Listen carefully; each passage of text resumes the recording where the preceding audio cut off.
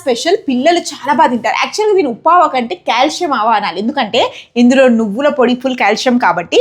So దీనికి కావాల్సిన ముక్కలు, నేను మెజర్మెంట్ ఏం కాదు, నేను అన్ని అందాజా కొట్టేస్తా. సో ఇవన్నీ ముక్కలు, ఇది ఆల్మోస్ట్ ఒక 1 kg ఉన్నట్టున్నాయి ముక్కలు. ఫస్ట్ కొన్ని మెంతులు, మీరు అనొచ్చు మెంతులు పొడేయచ్చు కదా, నాకు ఇలాగే ఇష్టం, నేను ఇలాగే తింటా. దాని తర్వాత వెల్లుల్లిపాయలు.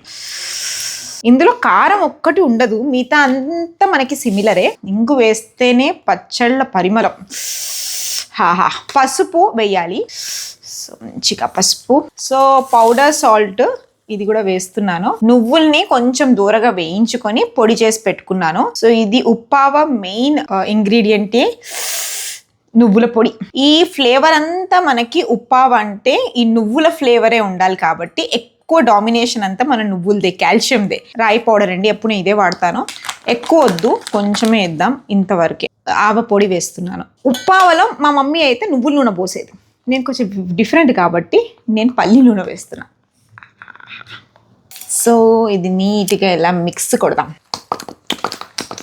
దీన్ని కొంచెం ధారాళంగా పొయ్యాలి.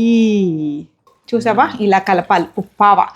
ఇది కూడా మనం ఒక 3 days రెస్ట్ ఇచ్చేద్దాం. దీనికి కూడా చాలా బాగుంటుంది అనమాట. మనకి ఇడ్లీల్లో, దోశల్లో కూడా బాగుంటుంది. అలాగే ఏంటంటే మనకి ఇది ఉప్పావ, చిన్నపిల్లలు ఆవకాయ పచ్చడి కొంచెం కారంగా ఉంటుంది కాబట్టి చిన్నపిల్లలకి బెస్ట్.